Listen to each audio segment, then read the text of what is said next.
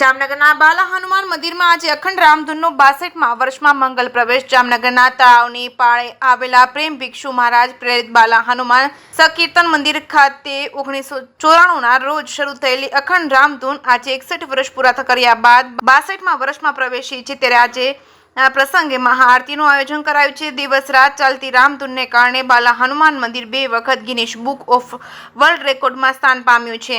આ રામધૂનનો 22,279મો દિવસ છે અને આ રામધૂનની શરૂઆત દિવગત સંત શ્રી પ્રેમ ભિક્ષુજી મહારાજે કરી હતી। શ્રી રામ જય જય રામ રામનો મહામૂલો મંત્ર લોકોને અર્પણ કર્યો હતો। ગમે તેવી કુદરત કે માનવ સર્જિત આફત વચ્ચે પણ આ રામધૂન અવિત્ર રીતે ચાલી રહી છે। અખંડ રામધૂનના કારણે બાલા હનુમાન સંકીર્તન મંદિર તેમજ જામનગરના 2 વખત ગિનિસ બુક ઓફ વર્લ્ડ રેકોર્ડમાં સ્થાન પામ્યું છે। જે કેસરી ગુજરાતી સાથે હર્ષલ ખંદેડિયા, જામનગર।